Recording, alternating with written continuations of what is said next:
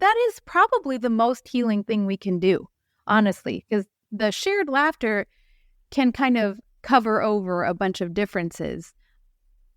Not in some sugary, saccharine way. I'm not saying break out your joke book. Typically, the better idea is to listen, right? To listen longer, especially to the people who are driving you bonkers. And then be able to kind of moonwalk out of the harder or the more conflict-ridden place by typically poking a little fun at yourself, right? That's, I think, what we're missing. It's not just that we're so serious, it's that we've forgotten that we are totally flawed, right? We're so eager to talk about everybody else's issues. Make a joke about your own darn self and see how that goes. Typically, that helps people feel like, oh, that's right. We're all here together.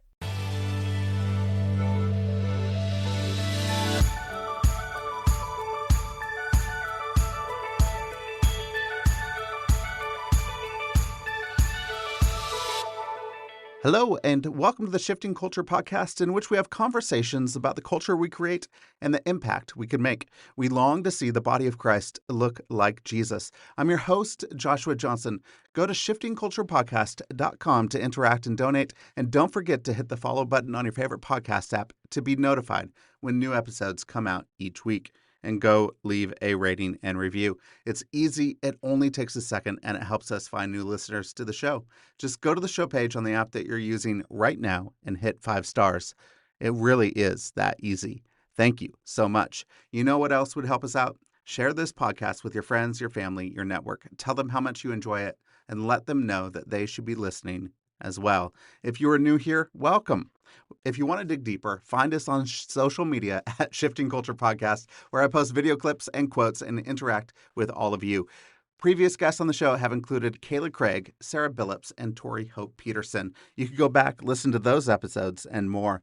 But today's guest is Kimberly Stuart. Kim is a writer, a speaker, a podcaster, and a dark chocolate obsessive. She is the author of 8 novels and a newly released nonfiction debut, Star for Jesus and Other Jobs I'd Quit. She, along with New York Times-bestselling author Bob Goff, have coached hundreds of aspiring authors through their executive coaching, online courses, and live events in the San Diego area. Stuart has made her home in Minneapolis, Houston, Chicago, Costa Rica, Nebraska, and Iowa, where she now lives with her brave husband and 3 wily children. I had such a wonderful conversation with Kim about her journey with grace and her new book, Star for Jesus. We discussed Kimberly's struggles with perfectionism and legalism, and how embracing God's grace has transformed her life and perspective. We also talked about the important roles that humor, shared experiences, and vulnerability play in building understanding and extending grace to ourselves and to others. It was a thought-provoking discussion about living in the not yet while recognizing God's already finished work. So join us as we laugh, as we share stories and invoke God's grace. Here is my conversation with Kimberly Stuart. Kim, welcome to the podcast. So excited to have you on. Thank you so much for joining me. Oh, golly, it's so fun to be here. Thanks for the kind invitation. Yeah, of course. I'd love to figure out, what is your relationship with grace like in your life as you sat down, wrote your first nonfiction book, all about grace. And so what was your journey like with grace in your life? It's been a little slippery. I would say, I think that's just the nature of grace. It doesn't make sense to me. It's nonsensical, in fact. The math in my life is pretty predictable in every other space except for grace. And by that, I mean, when I put forth effort into something, then I get paid or in some way compensated, right? Whether that's at my job or even in relationships. We don't really hang out in general in relationships where we put forth a bunch of effort and the other person eats bonbons and puts their feet up and never checks in. So this idea of an unmerited gift, right? A gift that just is fully, completely whole and mine, and I don't have to tap dance for it, and I can't improve upon it, and I also can't take it away, just slips through my fingers. It just hasn't made sense to me, and I like things to make sense. So I'm a firstborn female. I really like boxes that I can check off. I make lists every day, Joshua. And then even if I do something that's not on the list, I post-event write the item and then check it off. So that's the way I roll, man. I love getting things done, and Grace just does not obey that system. Yeah, I can feel you. My wife does the same thing. She loves to check off a box and saying, I got this done. And that's her love language. I think it's checking off boxes. So if I can help her do that, then I can show her this is love. That's right. Love. I'm with her. I'm on her team. That's good. So what is your role are you a perfectionist? Are you somebody that wants to get straight A's, make sure that you have all the things completed? How has that worked out in your life? How has it worked out? The answer is yes. I love things to be completed. I like things to be done well.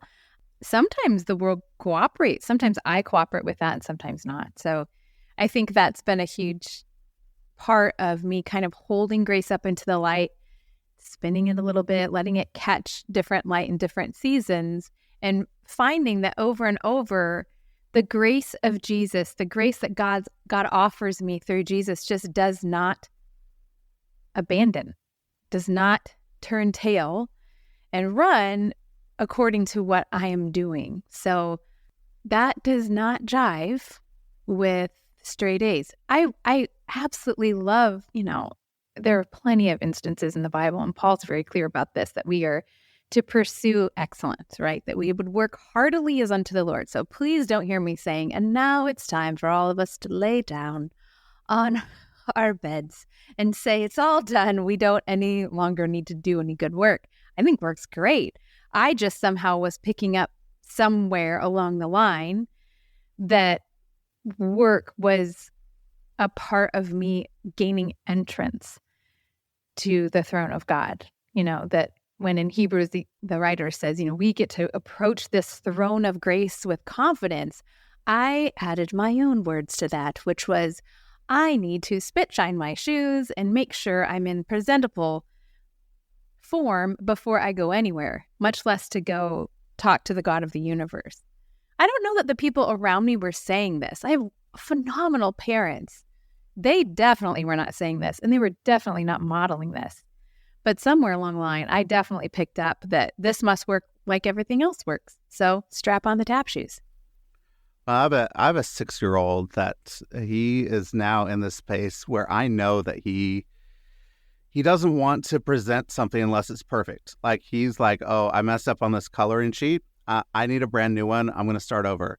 And it was like a small little mistake. And so I'm like, oh man, you're going to set yourself up for a lot of difficulty in life.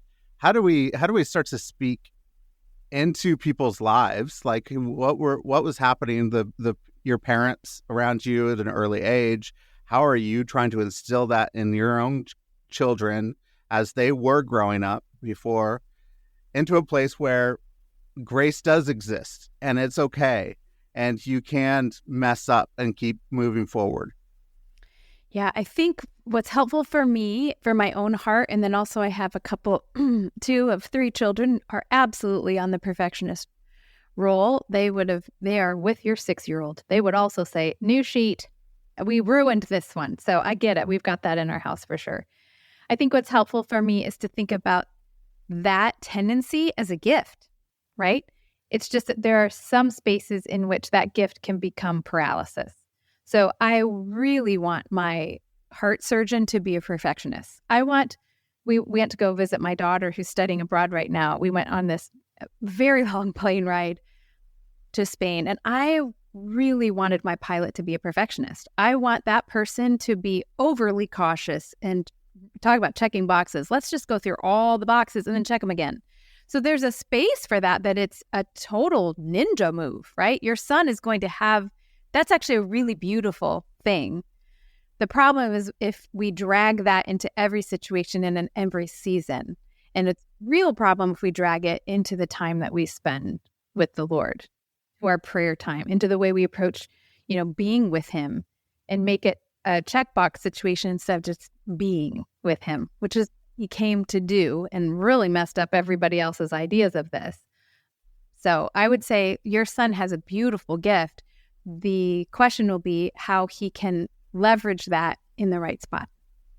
I hope he will. I really do. And I know he will. He'll be great. He has a really great father, so he's going to be good. He does. I don't see any problems that can occur.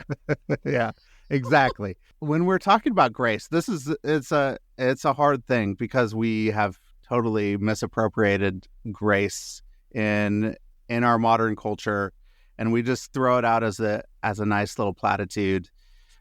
We throw it up on our doors and say, whatever about grace. So what is grace, and how have we mishandled it in our lives? Yeah. Sometimes it's better, I think, to ask what it's not. And I agree with you. I always think if you see a word on a pillow at TJ Maxx, it's time to brush the dust off and remember again, what was the original version? If I can pick up something that it's $14.99, then usually that means, okay, it's time to take a look again. I think what has happened oftentimes, again, this is such a big and beautiful and profound and ancient idea. So that's the first piece. Like, we're not the first people to ask about this. I like reading a lot of writing of very dead, very old people. And it's funny how this comes up. I mean, we're talking 300 AD, 65 AD. Already people are saying, wait, what is this? How can we wrap our heads around this and our hearts around this? So the first piece is just to know it's okay that it's mysterious, right? That doesn't make it less true. In fact, it's probably more beautiful in its mystery. But it is a beautiful job we have to try to kind of take the onion layers off and see what it is.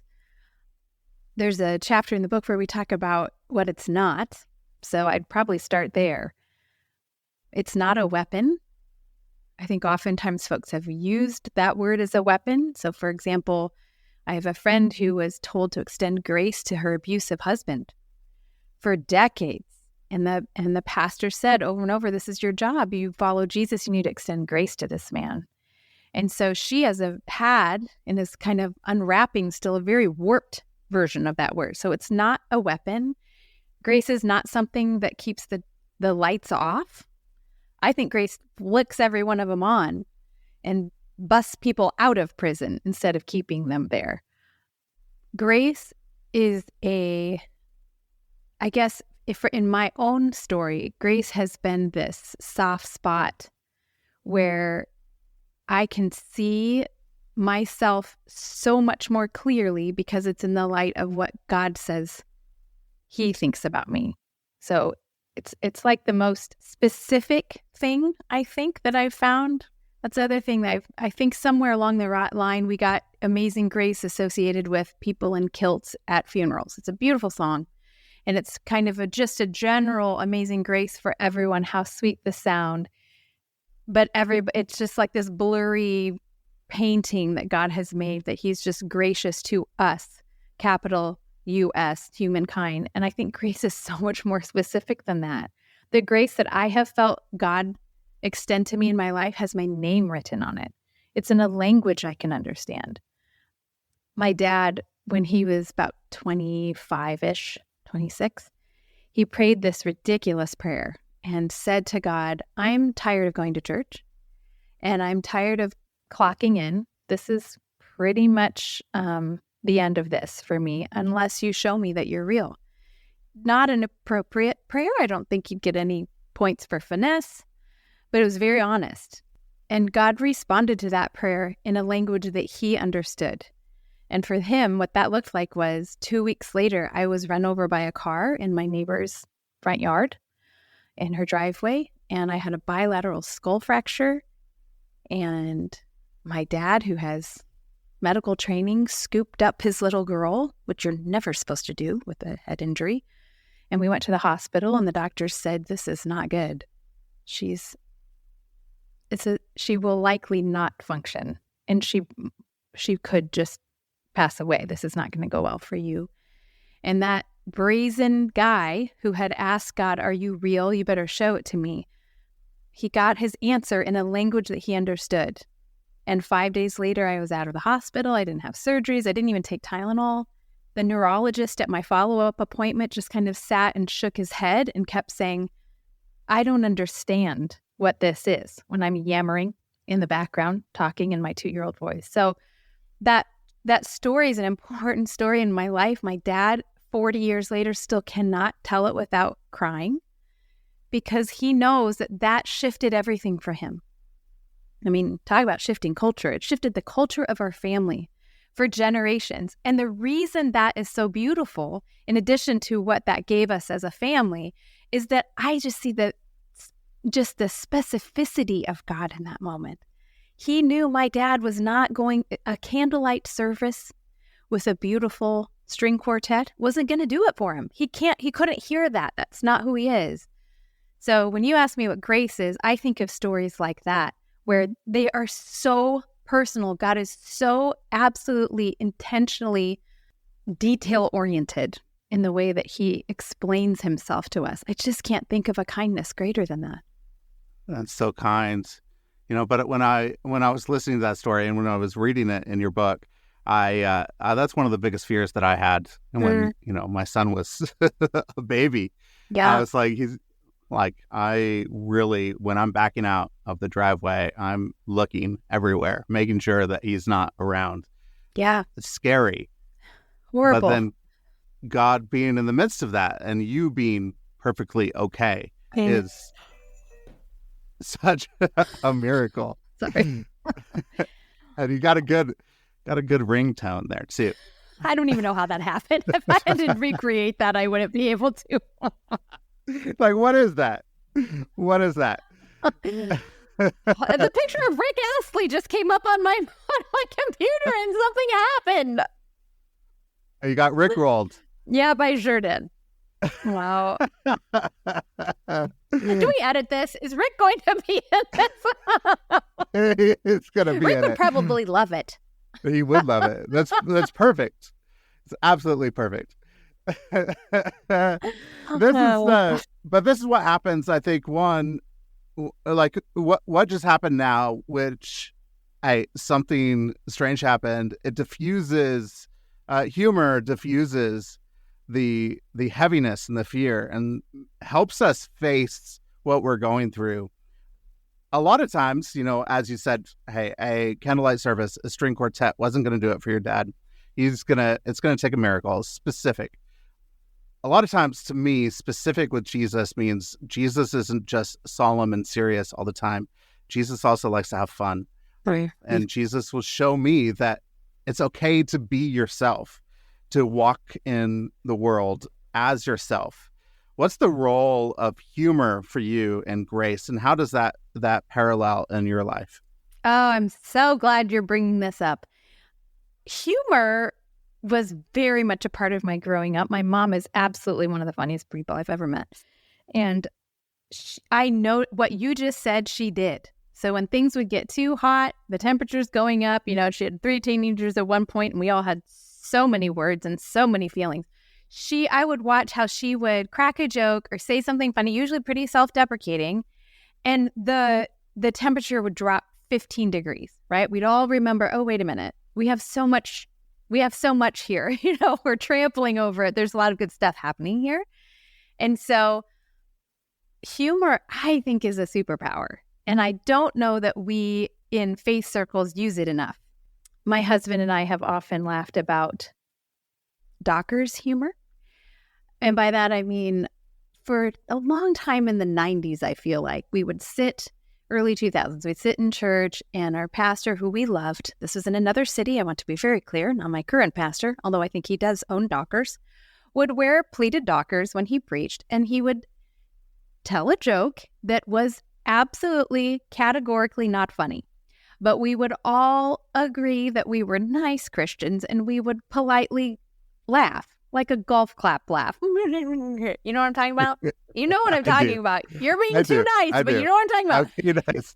For sure. And I'm telling you, we are super supportive of our pastors. They have the worst and hardest job. So that is a full stop sentence. And it is really tough to be funny in church. But boy, humor is medicine. I mean, that was Solomon's take on it, right? And so the thing with humor is that you can offend people. So that's why we get a little nervous. Yeah. Yeah. And we don't do it. I think we're missing out. So the stories in this book, I'm a story uncoverer by nature. I just like to hear people's stories, like to tell a good story. And I've watched, I know you've seen this too, Joshua, that you in a room, you tell a joke or you say something funny or someone else says something funny.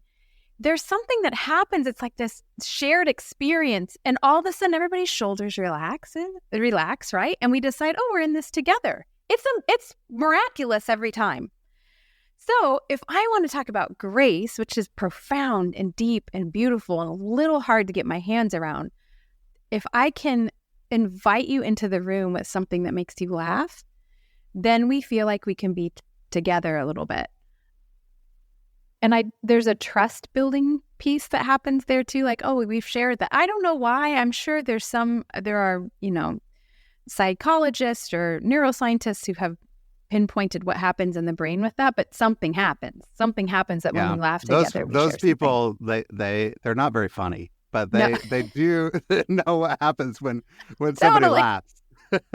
Totally. It's a data collection situation, but it does happen. You know that we've seen it over and over. And I'm sure with your son and his friends, and definitely I have 2 kids in high school and 1 in college, I watch when they get together with their friends.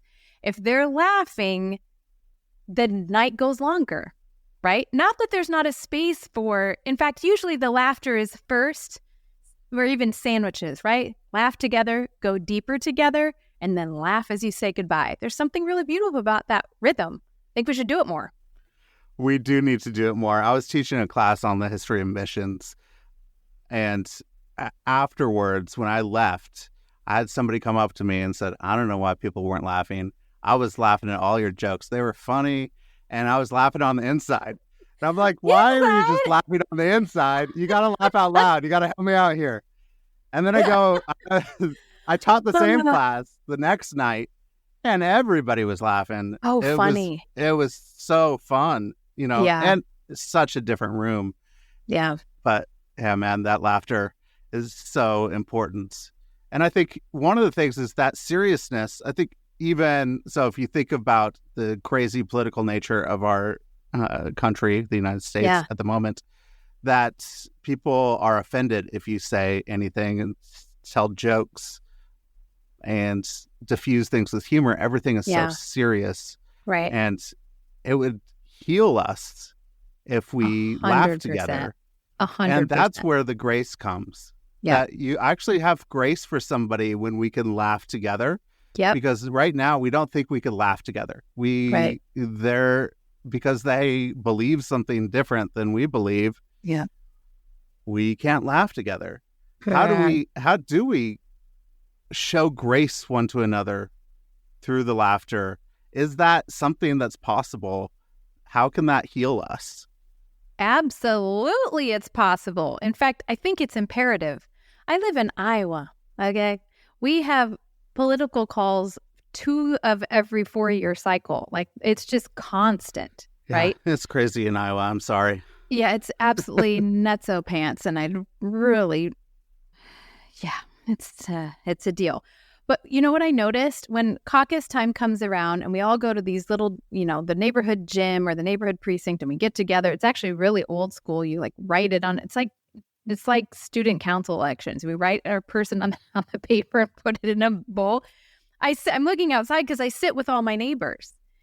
And we are howling the whole time, making jokes, chatting about, things that matter to us. It does not get heated at all because we love each other. And it does not matter one bit to me, Mrs. X, who you're voting for, because tomorrow I'm going to be walking my dog past your house and we are friends. So I think sometimes what we see in the news or on social media and think, oh my gosh, everyone hates each other. No one is agreeing. Typically, when we get back to the 50 feet in front of our house, the 2 houses around us, that's a lot harder to make a case that everything is gone haywire. Because I I like these people. I don't really care how they're voting. I can just have fun with them and have them over for coffee or for dinner. And we don't need to all be in the same space where we're voting, and we can laugh together. So absolutely, that is probably the most healing thing we can do, honestly, because the shared laughter can kind of cover over a bunch of differences. Not in some sugary, saccharine way. I'm not saying break out your joke book. Typically, the better idea is to listen, right? To listen longer, especially to the people who are driving you bonkers. And then be able to kind of moonwalk out of the harder or the more conflict-ridden place by typically poking a little fun at yourself, right? That's, I think, what we're missing. It's not just that we're so serious, it's that we've forgotten that we are totally flawed, right? We're so eager to talk about everybody else's issues. Make a joke about your own darn self and see how that goes. Typically, that helps people feel like, oh, that's right. We're all here together. Yep. For me, I don't do well is I could extend grace to lots of different people, and I could embody Jesus that way. I could say, here's some grace. Jesus is going to give it to you. I'm going to give it to you. He's going to actually help turn your life around. I'm not going to do much, but I'm going to give you some grace. But I can't give myself grace. I can't get my own inner monologue or my inner thoughts into the space of saying, I am enough. And Jesus loves me, even though I'm a screw up. Yeah. Yep. How do I extend grace to myself in my inner monologue? Oh, yeah. That's the doozy, right? I think when I started thinking about writing about grace, I thought, who's not going to love grace? We could use more of it, right? And then the more I started having to spend way too much time with this idea, I realized I had a very narrow view of it. I thought grace would be a really great thing, as you said, to extend to the people in my life who need it. Preferably people who I don't have a lot of contact with, right? Just like some drive-by grace. I like drive-by grace. It's really fun. Second would be, as I say in the book, the doinks, the difficult people who just don't leave you. They could be in your family. They could be in the carpool lane. The people who are, kind of AP grace. But maybe the hardest is to me. That might be temperament. Your 6-year-old and I might have some real estate there together. I don't know. But it does seem like we have, in general, even for non-perfectionists, we seem to have a difficult time holding fast to this idea that God finished this work. We're just coming out of Easter. I just think I don't know that it could become any more important to me the longer I live, that one of the last things Jesus said was, it's done. It is finished. The work I had is finished. Because most of my life, I have insisted that he was almost finished and that I need to help him with the last 10 or 15%, right? Thanks, I'll take it from here, God, right? So in a really beautiful light, that would be my own kind of misguided intentions. In a little more sinister light, it would be me deciding that I disagree with God and that God actually isn't finished and that he is wrong. And I don't want to be in that pool, right? I don't want to be opposing this beautiful work that he's already done. So typically when I'm having a hard time extending grace to myself, I find it's very helpful for me to think about how I would talk to my children or to someone that I love. If I have a tape playing in my head, and tape just shows you how old I am, that I have tapes, okay? And you also have a pencil on hand so that if it comes out of the cassette, you could then twirl it back in and you're good to go. You better believe recording off the radio, so I have my mixtape for Dan Johnson in fourth period. Okay. If that tape is on a loop, and I get there, right, with years and time asking Jesus what he thinks about me, this has become less frequent, but it absolutely still pops up. If the narrative is something that is in opposition to what God has said about me, that I am beloved, that I am his, that I'm absolutely never alone, that there is something beautiful that he has for me, my own name. In fact, a name that he and I will talk about when we meet, that he only knows, it's his name for me. That's in Revelation. Like, there are these beautiful things that he's already said about me. When I start disagreeing with that and deciding, well, but don't you think I should have her life? Don't you think I should run that fast? Don't you think I should feel shame about what I have been before, what I've done before? Don't you think my worth actually is absolutely on par with what I'm doing, either my productivity or my own view of righteousness, right? I mean, I can fill that basket fast. When that tape starts to play, if I can take just a second and stop and say, how would I say this? How would I talk to Anna, my 21-year-old, about her? What would I say to Thea, who's 15 and sitting in French class right now? How would I respond to Mitch if he said to me, I think I'm pretty much worthless? Or, you know what? I think my sin defines me. I would come out with guns blazing to correct that, right? In kindness and gentleness, but ferocity. Say, absolutely not. You're listening to a voice that is not the one that made you. So let's make sure you can tune your ear and your heart to him. If I think about that conversation and can just gently put that toward myself and think, actually, the way God talks to me and about me is a lot more in line with how I would talk to Mitch right now than what I'm doing to me. That seems to clarify and sifts through what's actually true and what I'm agreeing with, right? What I'm taking to myself that actually is just a pile of hooey.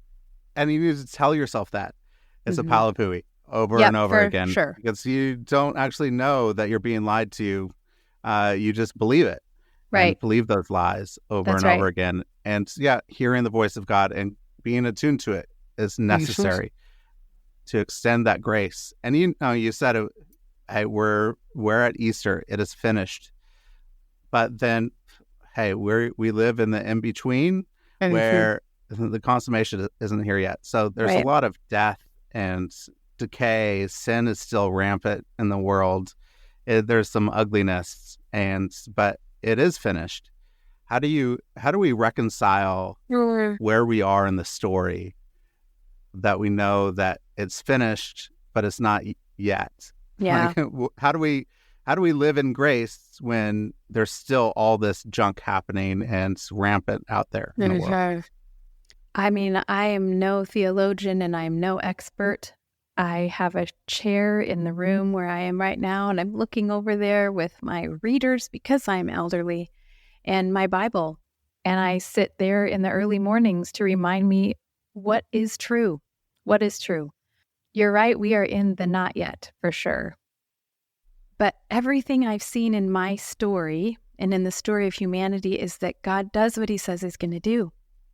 I was thinking about that Easter weekend this year. There's this moment where the angel says to the women at the tomb, he's risen just as he said. And I kept thinking, just as he said, why an angel saying just as he said? And I know it was ringing a bell because that's exactly what happens in Luke's gospel when the shepherds go home marveling and praising God and just shocked that it happened just as the angels said, just as God had said through the angels. This is what I'm going to do. Bank on it, brothers. He says that again at the tomb. When you start to pull that thread starting in Genesis all the way, sometimes what God says he's going to do takes hundreds of years, even millennia. But he always does it. He always does. I was in this Bible study years ago where we went through the whole thing. And it was a lot. It was a lot of there was a lot of homework every week, and it was pretty intense. And that probably was the drumbeat that I took out of it, because we would go real deep, real specific, and over again, God would say, I'm going to do this. And then the writer of the study would point us to where he did it. So, this is the law of consistent behavior. We don't do that very well as humans, so it's very hard for us to imagine that what he says he will always do, he will. So when he says, this is rescue, this is redemption, this is restoration, I am on it, I get to choose whether or not I believe that he will do that. But so far, when I look behind me, he has this week of faithfulness. I just think that's who he is. I don't think he's capable of being anything but faithful. So in the waiting, in the not yet, that's where I'm planting my feet and my heart. Just makes sense. That's I so didn't say good. it was easy, by the way. No, it's not sense easy. doesn't mean it's easy, right? Plenty of hard things and suffering and people that we know and people in super, super close to me that are walking in the absolute midst of every valley, of every shadow, of every death. It is brutal. It is brutal. Mm-hmm. And we know that this isn't new, right? We watched Jesus come to the tomb of his friend and bellow like a wild animal. That's what that word means. He was angry at death. So we are not alone in feeling like, what in the world is happening? Is this it? This is what we have here, right? We're not alone in that. And it's not over. The story is not over. Doesn't that seem like grace to you? Is Jesus weeping with others that weep for his friends? That as grief is happening, that we get to sit and weep together and be together. That's an extension of grace. That's something I want to move into. That's beautiful. I mean, when you were talking earlier about how you have to remember that Jesus wasn't just, with his, sometimes I think art has done us wrong, with his curled hair and placid expression in all of these paintings. You can forget he laughed his head off with the disciples and with his friends, and he also wept. He was fully human. And what a beautiful extension of grace, because of all the people in that scene, Jesus knew where Lazarus was headed, right? He had an actual experience of eternity and where full restoration happens. And yet, he mourned with those who mourned. He absolutely entered into that. If that's not grace, I don't know what is. You're a writer, and you're a good writer too. Thank you. That's kind of you're a good writer. What's the role of narrative for us in our lives? And I mean, you could throw in like as it responds to grace, narrative of grace. But I think even knowing where we are in the story of God is important as narrative. So in all of what we're talking about, why is narrative important, and what's the role of narrative? Well, I take heart, as a person who loves story, I take heart in the fact that Jesus did not stand on the temple steps with a 10-point, with bullet points, a brochure of dogma or doctrine. That was not his gig. He did not stand in front of people and say, okay, now let's turn to page 40. And we're going to make our way through this technical manual. He told stories about, a boy who scandalized his parents, took all of the money that was due to him after his dad's death and went to eat with pigs. He told stories about a woman who lost something that was so, so valuable to her and just absolutely in every corner of her house worked until she found it again. We have a little bit of a distance from this, so we forget. They're so familiar to us now that we forget these are stories. This is narrative over and over. And the purpose of the narrative was to help us put flesh and bones on what it means to know and to love God. So if Jesus did, I feel like we can do it.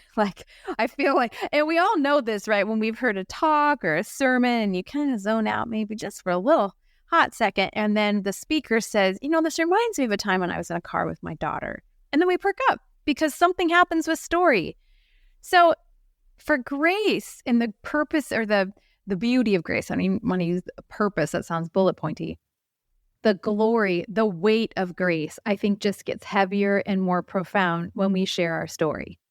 There's something unique about your story and my story and the stories of our listeners that there's only one lens. There's only one person who lived that. And so, we talked before about people having a hard time getting along. Story usually diffuses some of that tension. It's very difficult to poo-poo someone who says, well, this was my life. This is how this worked, right? If I start out by saying, let's talk about a few steps to sanctification, and I want to really go over that, open Romans. There is a crowd that will go there with you, but usually that crowd already loves Romans. The people who don't know Jesus yet or haven't held fast to grace yet, and even people who do know Jesus and have forgotten grace, we can have a totally different conversation if you start out by saying, here is the pivot point when I realized there was nothing I could do to earn the favor of God. I was completely at his mercy, and boy, what a great thing, right? I was on the corner of such and such, and this is what happened. I was in my living room at 3 a.m., and this is what happened. Like, when you enter the personal space of a story, the conversation gets richer, and it gets way more honest immediately. It's a superpower, and I love it. And I think I'm not the first to think this. Obviously, God could have revealed himself in so many ways, and he used a storybook. So yeah, I know. It's crazy. It's amazing. I mean, can't tell you how many living rooms I've sat in, especially Syrian refugee living rooms, where we just told stories of God at work in our own lives, stories of Jesus from the Bible, and stories are the things that draw people in. It was story after story after story. And I need to remind myself that Jesus stories are happening to me all the time. And I could tell those stories constantly. And you tell a lot of those stories in your book. And it is different for you than you have in the past. In the past, you have written novels, written a lot of fiction. This is your first foray into nonfiction. Did you have a vulnerability hangover? What was it like to bear your soul at out? Present. At present, I do have a vulnerability hangover. How is it to bear your soul as, previously you're telling, fictionalized stories. Now you're telling your own story of how God's grace has met you. What was that like? How is that different than fiction? Well, even hearing you ask that question makes me wonder again, was this a good choice? I mean, you create characters, you can just kill them off. Chapter 6, it's not going well. Well, Aunt Irma, sorry to see you go, but you cannot do that when you're telling true stories. Aunt Irma is really fully a part of your family forever. So in some ways, writing my own story easier because I lived it, and I didn't have to, I could just inhabit the scene really and tell what I saw. But in other ways, just as you said, oh heavens to Betsy, this is not a book of tiptoeing. I didn't do a lot of tiptoeing.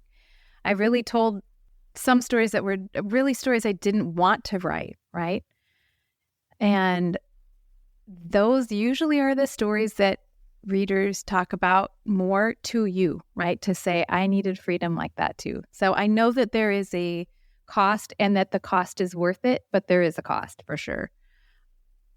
For the storytelling, I leaned very much into some of the fiction things, fiction tips and tricks that I've used many times. There's dialogue, there's scene building, a lot of like the arc of a story. I feel pretty comfortable with that.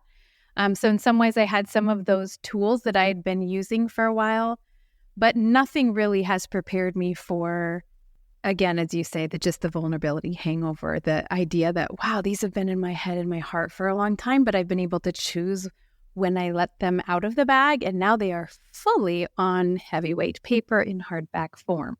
So you and I are talking pre-release, so maybe call me in about 6 months and ask me if it was worth it.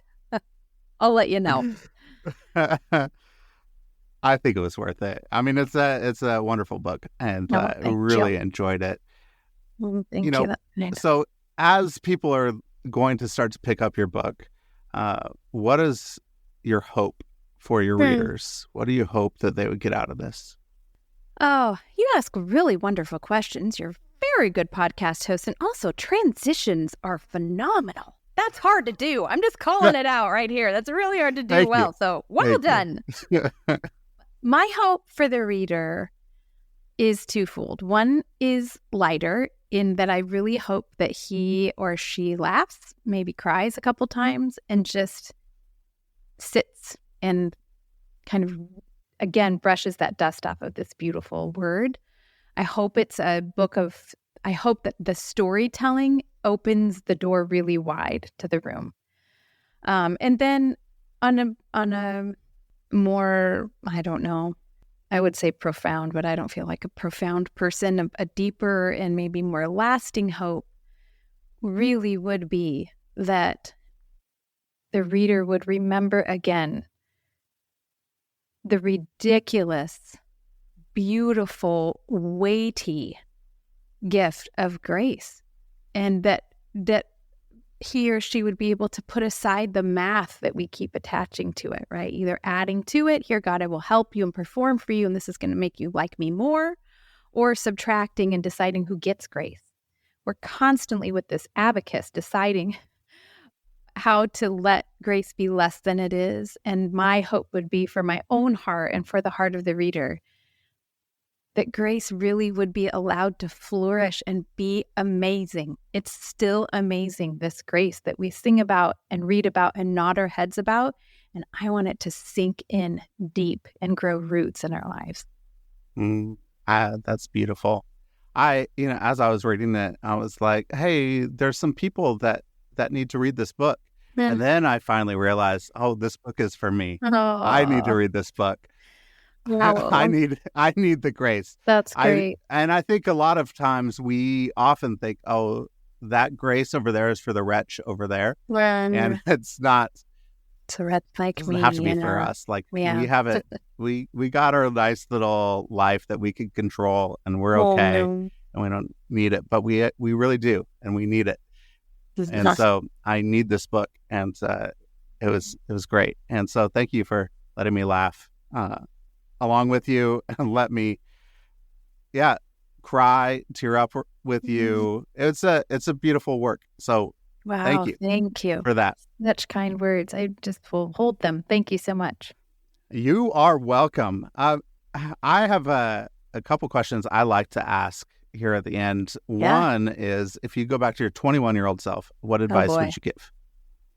Wow, 21. I mentioned I have a 21-year-old daughter, and so I feel like in many ways we're having all the conversations that I did at that time with my mother, so this is fresh. 21-year-old me, I would love to encourage her to relax a little bit. Take a breath, kid. You're hearing a theme here. I was very intent on doing the right thing, and in some ways that is just such a great impulse to have. But it also can make you second guess everything in your effort to do it well. So that would probably be one of the things I said to myself. I would also say, you're getting married in a couple of years. I really would recommend that when you go move to Costa Rica with Mark, you don't even have to get a job. You know why? Because you are going to work way too hard, earn $14 a day, and you should just go travel more. That's probably what I would say to her. That's timely. That's a timestamp issue for sure. I agree. And so go travel, enjoy Costa Rica, see the world, and just live your life and enjoy it. Because you really are only young once. And that's the truth. Woof. It's not now. The once part has Youth is wasted passed. on the young. Youth is wasted on the young. That would have been fun. I should go back. I'd love to go back and go and explore and live. Okay, let's do it. Is there a time machine? Not that I know of, but if you find one, will you forward it to my house, please? I will. That's good. Anything you've been reading or watching lately you could recommend? Oh, always. I just had a conversation earlier today with the author of this beautiful memoir. Her name is Catherine James, and she wrote a book called A Prayer for Orion. And the subtitle is A Son's Addiction and a Mother's Love. And I don't know a lot about the world of addiction. I don't know a lot about parenting in that space. And this book is so beautiful, so beautifully written, so honest and tender. I absorbed it more than I read it. So she's Catherine James. She's just a wonderful, wonderful author.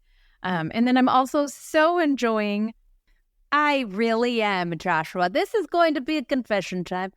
I'm loving watching the Great British Baking Show with my family. There are only so many things that we will all watch together. And I can't even explain to you why we do. I don't make a lot of bread. I do bake. But it's so funny because Thea and I will sit down. We'll be like, we'll just go watch the Brits a little bit. They can't even be mean to each other. They say things like, chuffing heck. I hope that's not a cuss word somewhere else. I don't think it is. It's like so most angry.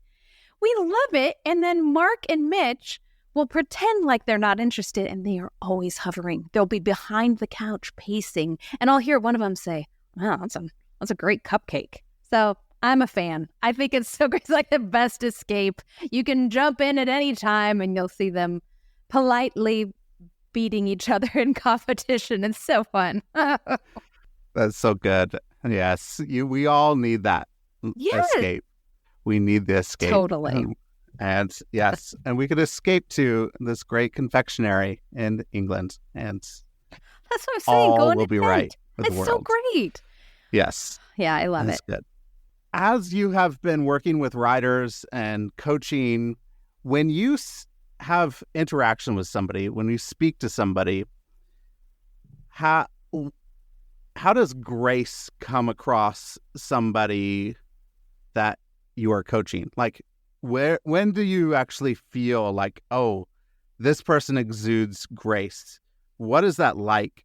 Can you pinpoint what people are like, or how they have responded, or what have they embodied in themselves that then exudes that grace? Yeah, this really goes back to what you were asking before about story, and how the idea of story automatically opens the door to grace. And so I work with a lot of writers who are writing their stories and trying to get them out of their heads onto paper, hopefully with a barcode eventually. And they extend a lot of grace to me as a coach and a kind of a compatriot. And I see with my interactions with them, it took me a bit to get in to remember that what's most helpful in all conversation, but particularly in writing conversation, is to listen a long time. So my impulse might be, oh, let's talk about how this paragraph could be better. And we go there. I coach with a great guy named Bob, and he and I have different gifts. He is just phenomenal at vision and strategy and helping people really get the plane up and landed. And my gifting, or my strength, is to really look word by word, paragraph by paragraph, help people get some organization into all the thoughts that have been usually whirling around for quite a while. So it's an instinct to me to look at, okay, how can we make this paragraph sparkly? And how can I help you shape this chapter or this section or this book? And we get there. But I think the best way to get there after doing it for a while is actually to listen hard and long first to story, and to ask more questions than to say, here's how to fix it. Because those conversations usually end up being part story, part writing, part punctuation, part crafting, and also part therapy, part listening, something happens when you're writing that it's just we write things typically that we've wrestled with. And sometimes we write about traumatic or hard things to make sense of them. So if I'm doing my job well, I'm really listening to the words underneath the words and listening for where did this start, middle, and end? And maybe you're living it now, but tell me more. That usually it educes better writing, but it also, as you just beautifully said, it also educes a whole cloak of grace around the whole conversation. It's a beautiful thing to be a part of. How can people connect with you? How can people go out, get your book, Star for Jesus, and Other Jobs I Quit? Wherever you like to point people to. Connect with me. I would love for you to connect with me. I hang out on Instagram at kimberly.stuart.writes. Love to see you there. And then to get the book, really wherever books are sold. We just heard this week, I haven't even said this publicly, this is a really great announcement, that Target is putting it in all of its brick and mortar stores across the nation starting this summer. So that's super fun. Yeah, that's a really awesome. fun thing. So if you're a Target shopper and you spend way too much money there as I do, that would be one option. But also Amazon, Barnes & Noble, all of your indie stores that I also love so dearly. It'd be great. Thank you. My children, thank you. My college fund, thanks you. I'm supposed to start a college fund for my son. Is that what you're... That's a different conversation, Joshua. We'll do that later. And yes, today. This is it. Okay, good. Well, Kim, thank you for this conversation. It was a blast. I really loved walking through some of your story, walking through grace, figuring out what does it look like to live in the in-between, and knowing that what God has said comes to pass, and he has said it. So thank you. This was fantastic. I loved it. We should do it again sometime. Oh, I'd love it. Thank you so much for the kind invitation. Such a thoughtful conversation. I appreciate it.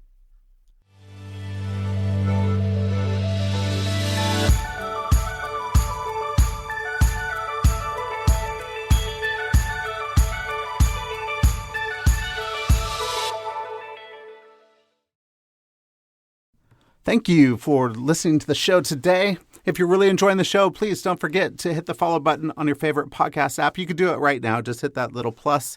And then I would love it if you would leave a rating and review on Apple Podcasts. So you could go right now to the show and leave a star rating and review and let us know how you are enjoying the show. And find us on Facebook and Instagram. So if you want to connect, interact, I post a lot of quotes and different things that you could actually interact with the episodes and let me know how you are enjoying the show.